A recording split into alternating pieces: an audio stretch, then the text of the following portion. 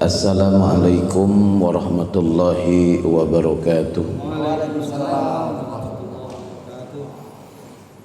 Alhamdulillah, alhamdulillahil wahidil qahar, al-azizil ghaffar, al-mukawwiril laila 'alan nahar. Wassalatu wassalamu ala sayyidinal mustafal mukhtar wa ala alihi wa ashabihil akhyar, amma ba'du. Faqad qala Allah ta'ala fi kitabihil karim, yarfa'illahu alladhina amanu minkum walladhina utul ilma darajat. Al-ayah, sadaqallahul azim wa balagha rasulul karim wa nahnu ala dhalika minasyahidin wa syakirin walhamdulillahi rabbil alamin. Rabbi shrah li sadri wa yassir li amri wal 'uqdatam min lisani yafqahu qawli. Hadirin yang dimuliakan Allah Subhanahu wa taala, para pencinta ilmu yang dimuliakan,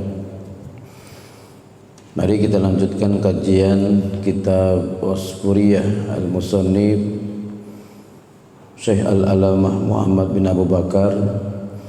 Sebelum itu mari kita bacakan suratul Fatihah. Kita niatkan untuk orang-orang yang kita cintai, terutama orang tua kita, sahabat kita, dan mudah-mudahan dengan Fatihah juga kehidupan kita dimudahkan oleh Allah Subhanahu wa taala. Ala hadhihi niyyah wa likulli niyyatin shalihah. Al-Fatihah. A'udzu billahi minasyaitonir rajim. Bismillahirrahmanirrahim. Alhamdulillahirabbil alamin, arrahmanir rahim, maliki yaumiddin. Iyyaka na'budu wa iyyaka nasta'in. Ihdinas siratal mustaqim. Siratal ladzina an'amta 'alaihim ghairil maghdubi alaihim waladdallin. Amin. Bismillahirrahmanirrahim. Al-hadithul 'ishruna. Al-hadithul 'ishruna. Hadis yang ke-20.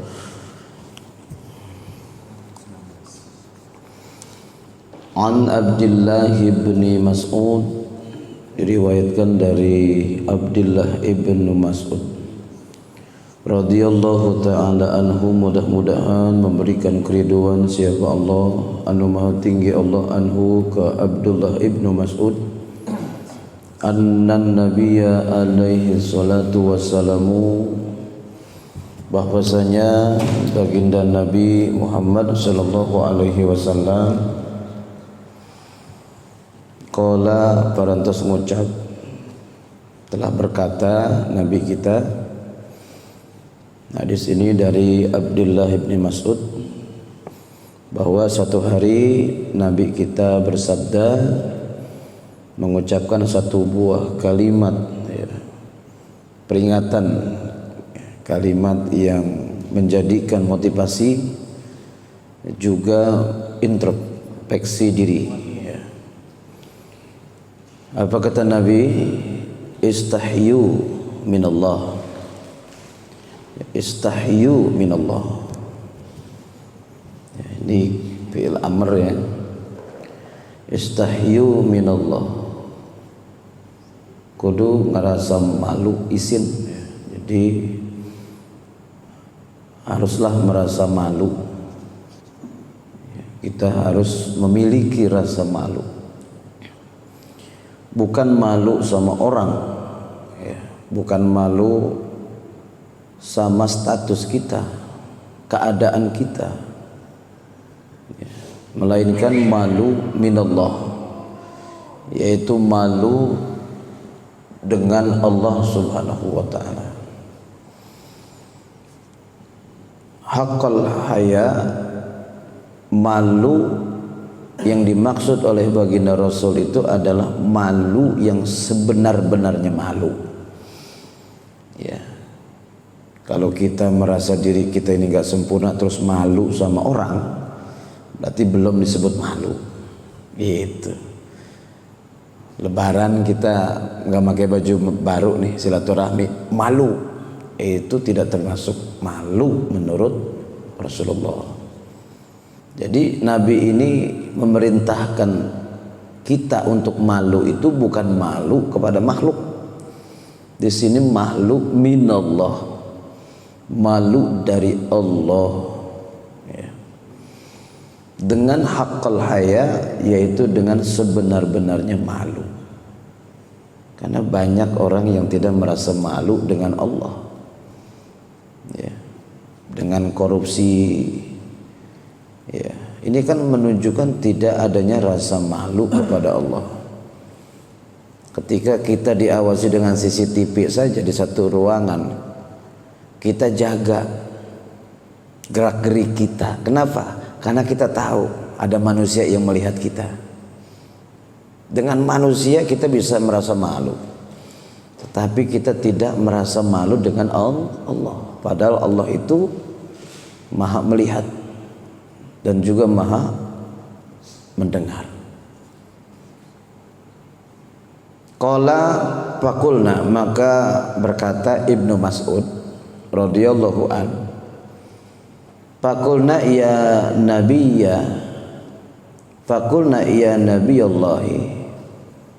Para sahabat itu berkata, kami merasa, kami juga memiliki rasa malu ya Rabb, ya Nabi, ya. Mungkin yang dimaksud dari para sahabat ini merasa malu itu malu dengan orang, malu dengan kita ini miskin, ya. Di depan manusia, di depan makhluk merasa malu. Kata para sahabat, inna nastahi, kami juga memiliki rasa malu.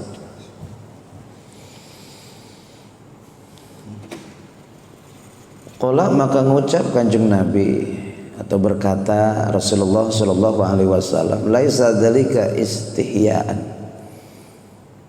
Bukan begitu yang dimaksud dengan rasa malu itu. Jadi kata Rasul, bukan itu. Malu itu bukan ketika kita nggak punya baju lebaran, silaturahmi, ya kan? Ya, baju orang bermerek kita malu, bukan itu. Oh, kita ini orang miskin, namun ke orang yang punya malu, bukan itu.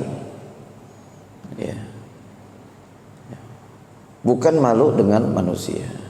Kata Nabi, laisa dzalika istihyaan. Bukan malu yang seperti itu.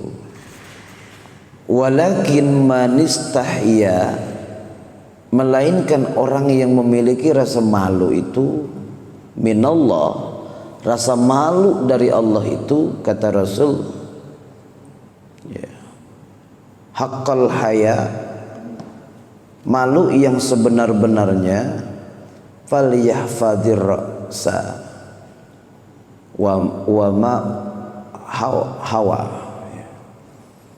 Jadi menjaga kepala dan apa yang ada di dalamnya, ya. Wal batna wa ma wa'a, dan menjaga batin. Di sini perut, bisa. Perut itu kan dalam, ya, dalam. Wa ma wahu, dan isinya. Maksudnya apa? Orang yang memiliki rasa malu yang sebenarnya, kata Rasul, adalah orang yang menjaga apa yang ada di atas kepalanya ini, otak, pikiran, ya, pikiran, dan juga batinnya. Jadi kalau pikiran kita ini masih memiliki pikiran-pikiran yang umpamanya tidak merasa malu kepada Allah, umpamanya kita diajak orang terus kita mau mikirkan, oh ini kayaknya benar, nah ini tidak merasa malu. Begitupun isi hatinya, karena hati dengan pikiran itu harus sinkron, ya, harus sinkron.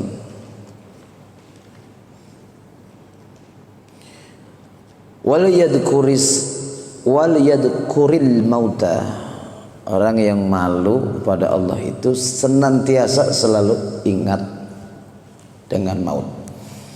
Itu ingat dengan kematian. Jadi orang yang senantiasa malu kepada Allah, dia selalu ingat dengan kematian.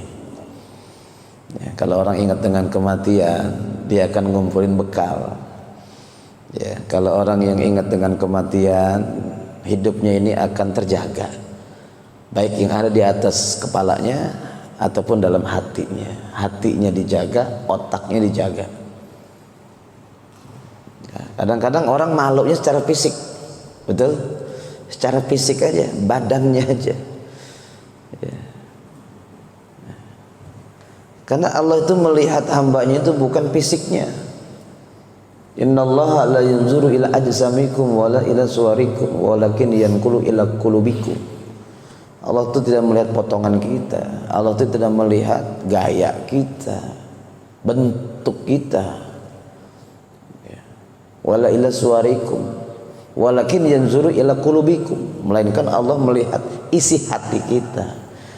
Maka ketika kita ini ingkar kepada Allah, hati kita ini menentang Allah, hati kita ini ya selalu maksiat kepada Allah, Allah tahu.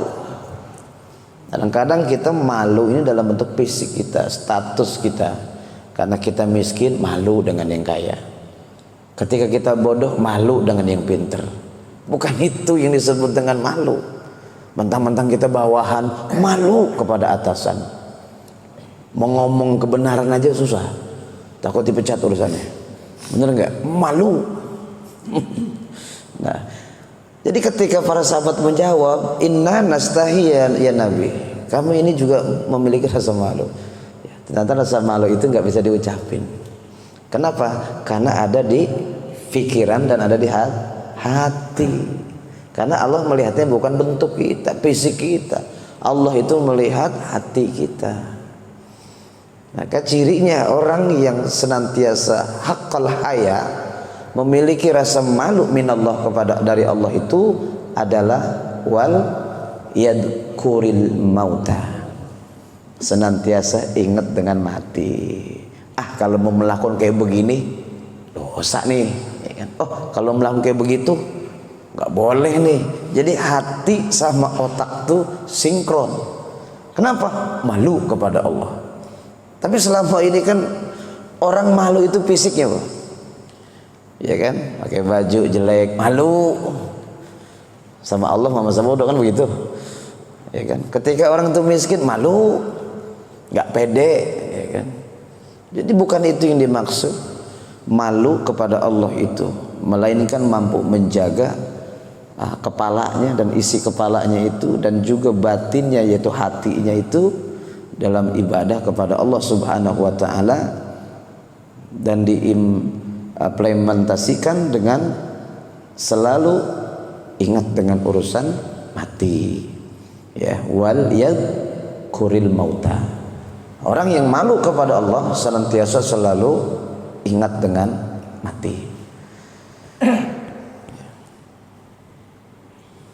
Wal bala atau wal bila, ya. Bala itu ujian, cobaan, ingat ya kan.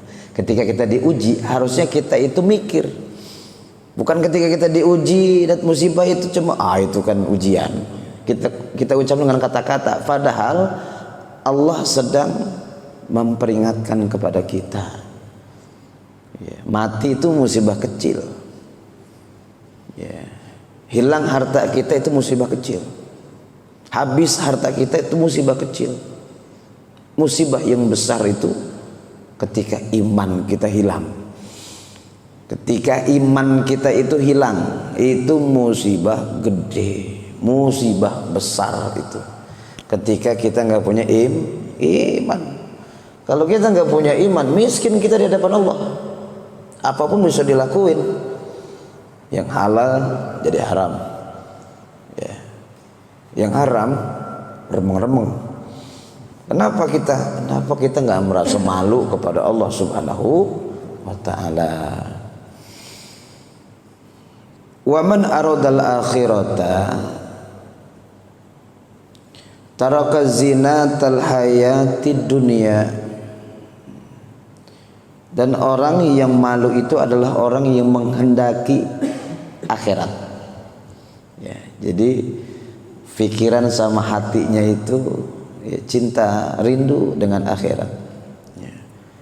Wa taraka zinatal haya, dan meninggalkan aksesoris dunia. Ya, aksesoris dunia. Ya. Kita makan itu kan hukumnya mubah, jaiz. Kita tidur itu kan hukumnya mubah. Mubah itu boleh. Ngopi boleh, mubah nih ngopi itu. Yang nggak boleh itu adalah makan maning. Ya, turu maning turu. Jadi gimana ya?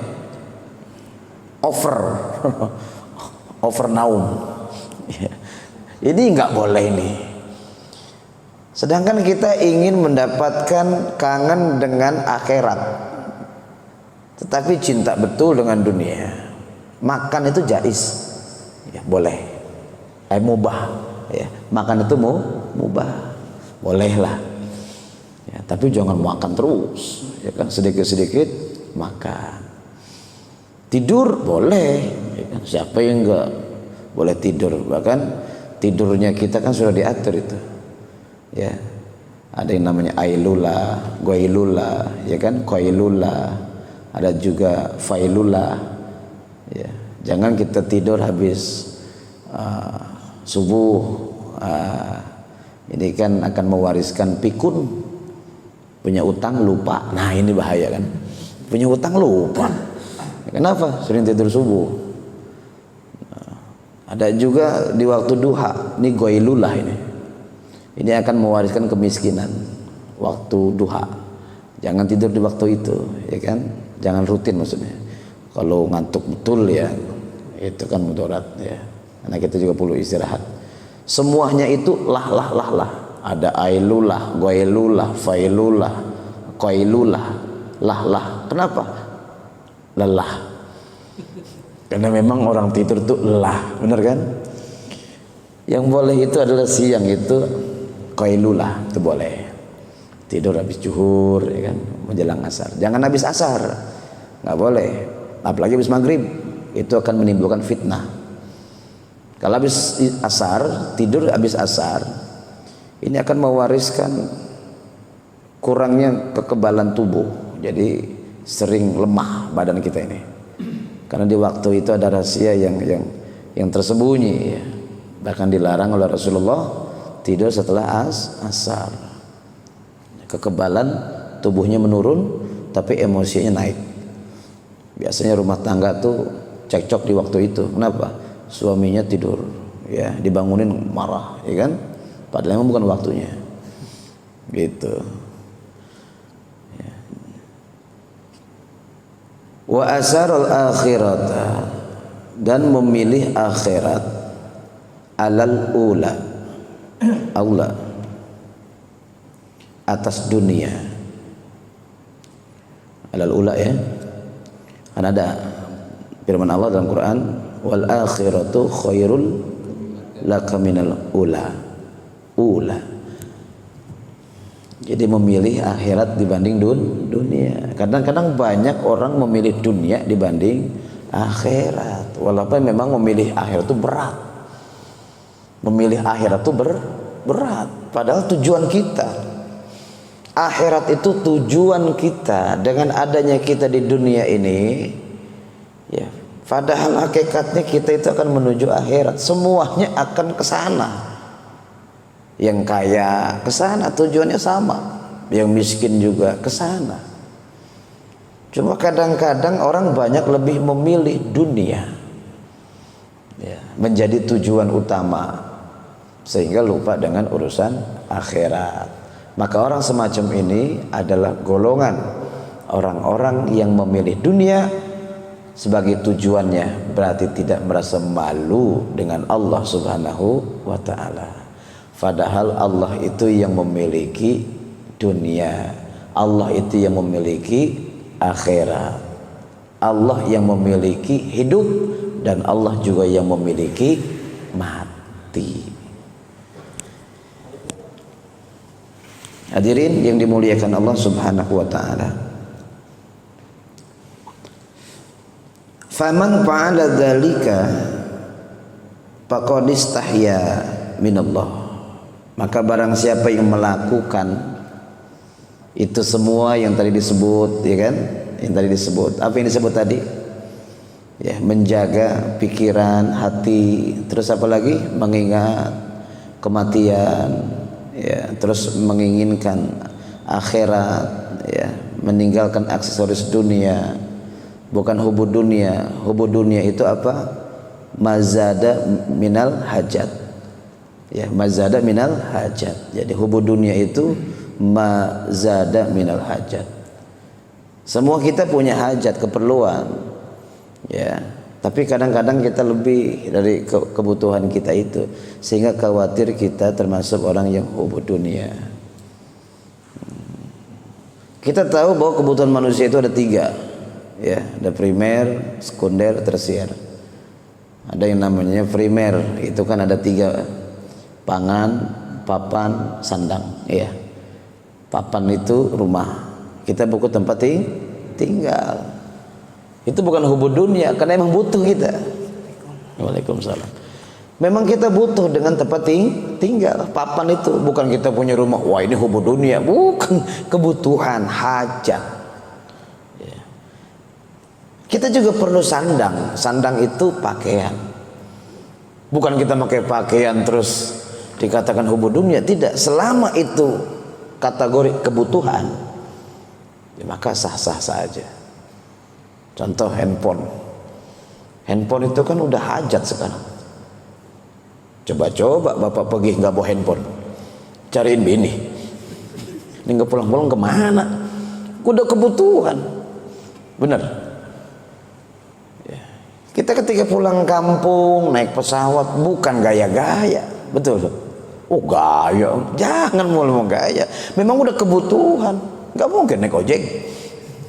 Pulang kampung dari Batam ke Jakarta, naik ojek umpama, ini nggak sampai. Atau jalan kaki kayak onta, udah hilang ontanya udah kampung. Kebutuhan. Ya. Tapi yang tidak boleh itu hubud dunia, cinta dunia, lupa akhirat itu namanya. Yang disebut hubud dunia itu cinta betul dengan akhirat, cinta betul dengan dunia, tapi melupakan akhirat. Nabi kita pernah khawatir hal itu. Yuhibbunna dunya wa yansawnal akhirah.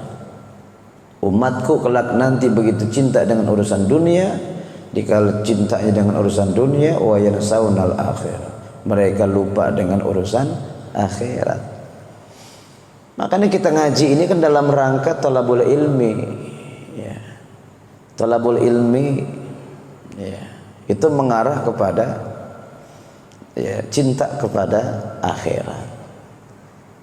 Karena ilmu itu kan bekal ibadah. Kehusuan kita ibadah kan dengan ilmu. Fa'alimu bi ilmihi lam ya'malan mu'adzabu min qabli ubadil wasan.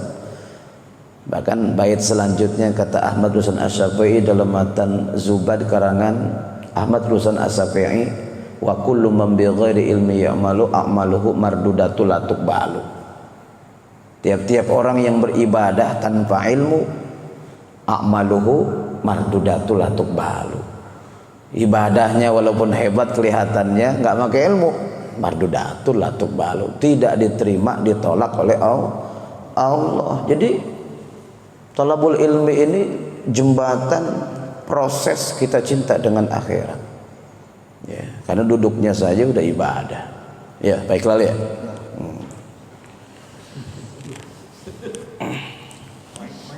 Baiklah. Nanti hadis yang ke-21 Pak Iqlal yang baca nanti. Ya Pak Iqlal ya, siap lah.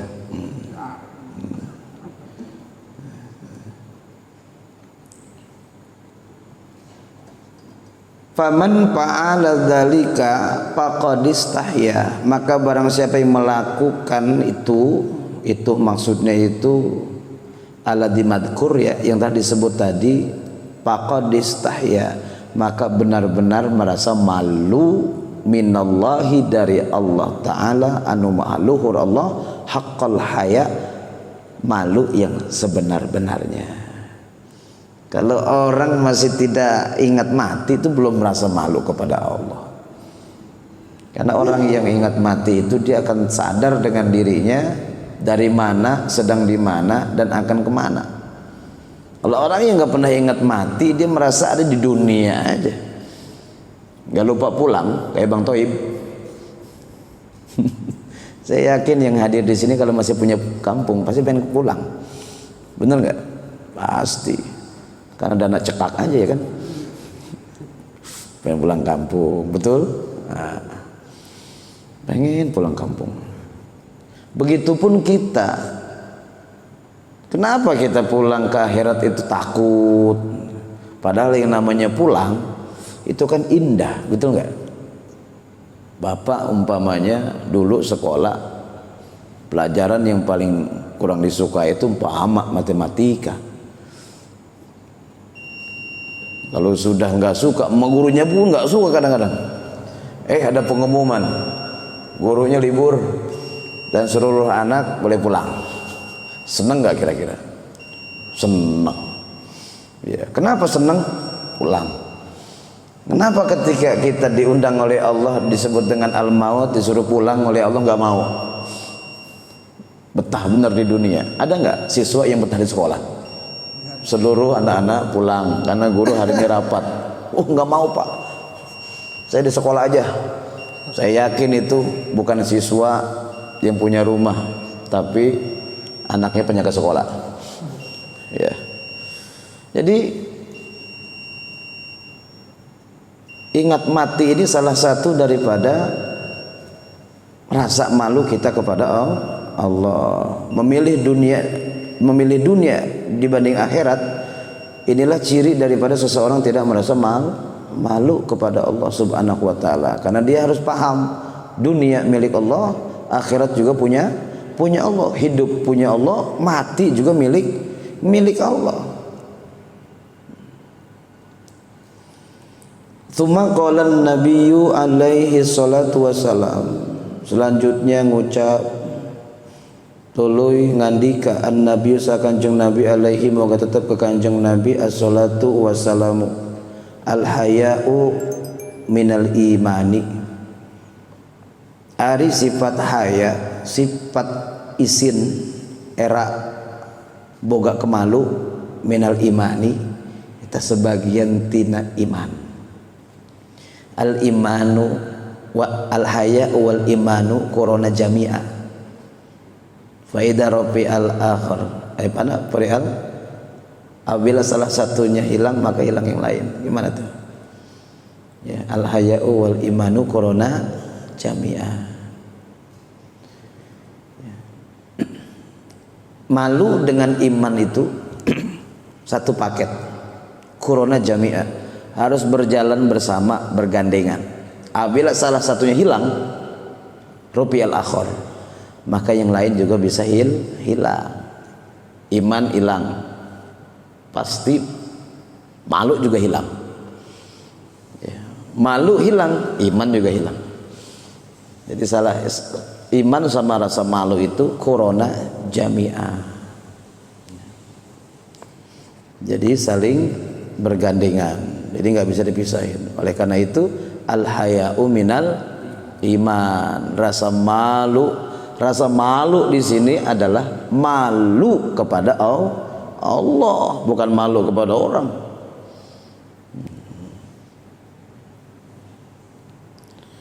Kama jaa fil hikayati, seperti telah datang pada satu buah hikayah, inna imra'atan atatin nabiyya, satu hari sungguhnya ada seorang perempuan, ada seorang ladies, ya, ada seorang perempuan atatin nabi, datang mengunjungi, ya, bertemu dengan Rasulullah alaihi salatu wassalam. Waqalat, dan mengucap itu perempuan, waqalat, dan berkata perempuan tadi, ya Rasulullah, ya Rasul, inni adnabtu danban, sesungguhnya aku melakukan dosa. Ini arisanya nyana kaula adnabtu, parantos ngelakuan dosa, kaula danban halna dosa. Ya, pengakuan dari seseorang perempuan yang datang kepada baginda Rasul, merasa dirinya ini, ya, memiliki dosa. Dosanya enggak tanggung-tanggung, aziman, besar, banyak, ya. Jadi aziman ini dosanya ini gede, ya.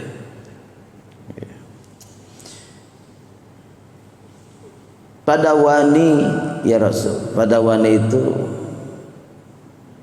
maka obatilah aku ya Rasul. Ya. Ya. Minta diobatin. Ya, mungkin minta dinasehatin ya, obat itu kan nasihat, minta diobatin. Faqala maka menjawab ngawalir ka Rasulullah sah Rasulullah sallallahu muga mika rahmat Allah sagusti Allah taala nu maluhur alaihi ka Kanjeng Nabi wasallam sareng keselamatan tubi kudu taubat anjeun, kudu taubat kamu ilallahi ka Gusti Allah. Nabi memberikan nasihat. Ya, tadi kan minta diobatin. Obatnya itu apa? Nasihat. Apa kata Rasul? Tubu ilallahi ta'ala. Bertobatlah kamu kepada Allah. Jangan kita mengatakan dosa itu ya tidak bisa diampuni. Allah itu Ghafurur Rahim. Selagi kita bertobat.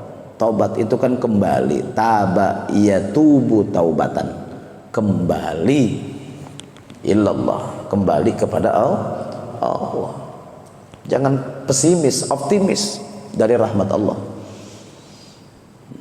Pada pertemuan yang lalu kan kita sudah ya, bahwasanya orang yang fajirur roji saja min rahmatillah itu lebih dekat dengan Allah dibanding ahli ibadah yang muknit, orang yang memutuskan rahmat Allah.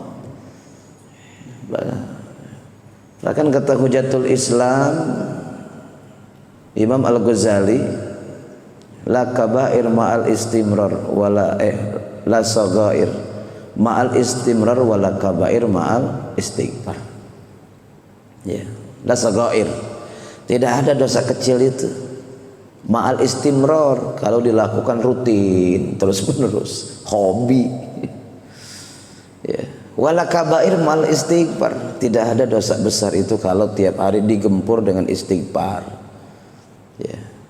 Istighfar itu minta ampunan, asalnya gofaro masuk alif sinta, jadi istighfaro minta ampun, minta ampunan. Astagfirullah Rabbal baraya astaghfirullah minal khotoya.